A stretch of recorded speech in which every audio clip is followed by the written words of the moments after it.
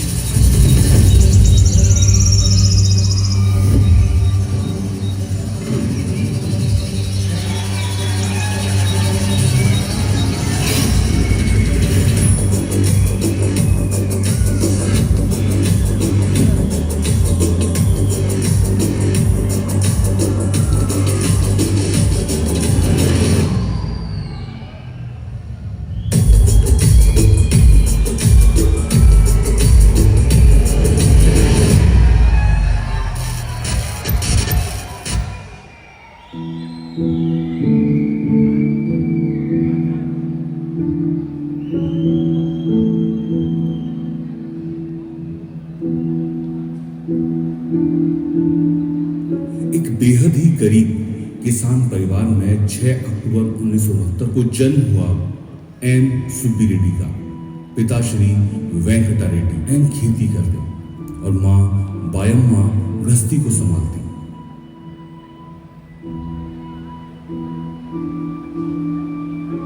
चार बच्चों के माता पिता, इन्हीं की तीसरी संतान सुब्बी रेड्डी। बड़ा परिवार पर गरीब किसान जो पूरी तरह खेती पर निर्भर रहते, बाकी समय मजदूरी, पर घर के अर्थ के लिए पूरा नहीं हो पाता। इन्हीं हालातों में शिक्षा की शुरुआत हुई GLPS बोईपल्ली से, जहां से 1 से 4वीं तक की शिक्षा पूर्ण की।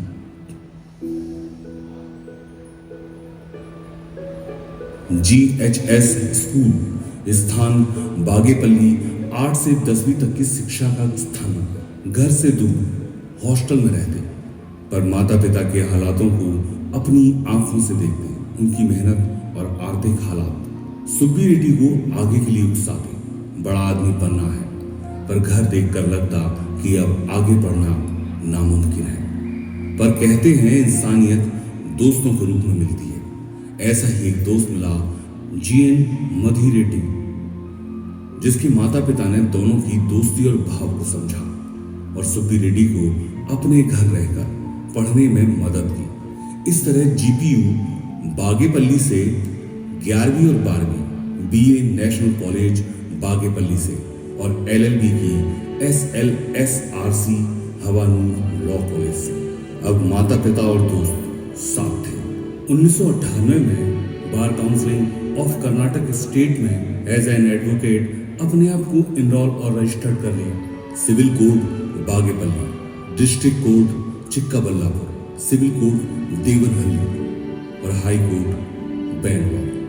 इन कोर्ट में प्रैक्टिस करते और अपनी प्रैक्टिस को मजबूत करते। मेहनत और हिम्मत दोनों थी। शिक्षा ने वाक कौशल और संवाद को स्थापित कर दिया। 3/2/1999 साथ मिला मंजुला का, जिन्होंने माता पिता और परिवार की जिम्मेदारी को साझा किया। अग्नि के 7 फेरों ने 7 जन्म के बंधन को जोड़ दिया। इधर सुब्बी रेड्डी अपनी प्रैक्टिस और प्रोफेशन में अपनी जगह बना रहे थे। समय बढ़ रहा था। बेटे जवाहर रेड्डी और बेटी अमोघा रेड्डी के पिता बने। अब जीवन में पैसा था, परिवार था, बस सम्मान की कमी थी। पर 2018 में all India lawyer union Karnataka state, उसके बाद वाइस प्रेसिडेंट बने all India lawyer union central committee. तो वो सपना भी पूरा हो गया। पर 2020 जब कोविड आया और अपने साथियों को कोविड में खोया तो मन में डर बस गया कि यही जीवन है। इसी डर ने एक नए रास्ते से मिलवाया। जब 2021 में सेफ शॉप का प्लान हुआ तब सुब्बी रेड्डी के 950 केस थे और लगभग 30,000 प्रतिदिन कमा लेते थे। पर जो संभावनाएं सेफ शॉप और डायरेक्ट सेलिंग में दिखी तो समझा कि समुद्र से कितना भी पानी लिया जा सकता है। तो लीगल वेरिफिकेशन के बाद सेफ शॉप को ज्वाइन कर लिया और काम करना शुरू किया। ईगो और प्रोफेशन के कारण अप्लाइंग को नहीं सुन जिसने शुरुआती निराशा को हाथ आने दिया।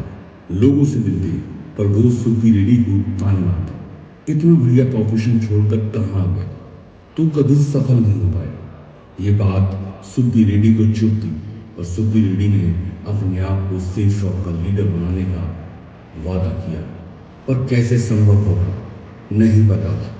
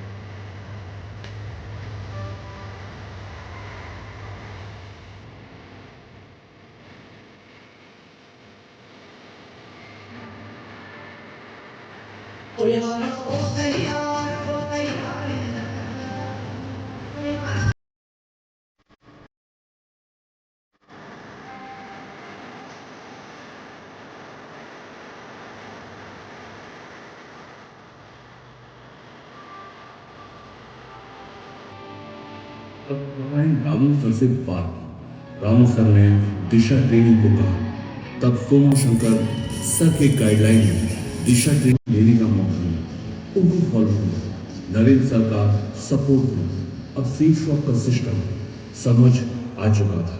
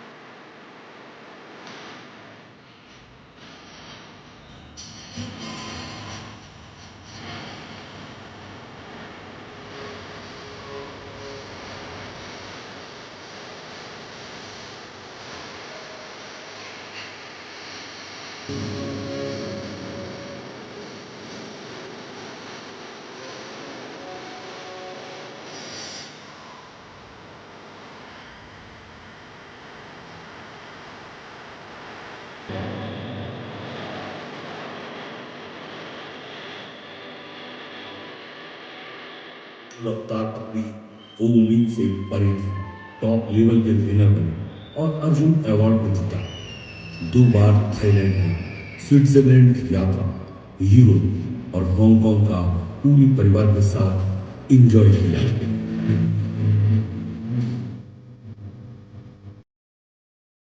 इस सफलता सोमा शंकर सर, नरेंद्र सर का साथ मिला। Home training, home group meeting, mega promotional meeting हुई जिससे कम समय में डायमंडशिप को अचीव किया। सेफ शॉप प्राइवेट लिमिटेड ने डायमंडशिप को अचीव करा। डायमंडशिप अचीवर सुखबीर रेड्डी ये कमिटमेंट करते हैं कि 2025 में 10 और 2030 तक 250 डायमंड शिप अचीवर होंगे हमारी टीम और मैं महीने की 1 करोड़ रुपए कमाऊंगा। ये वादा मेरा खुद मुझसे है क्योंकि मैं अपने आप को हारता नहीं देख सकता।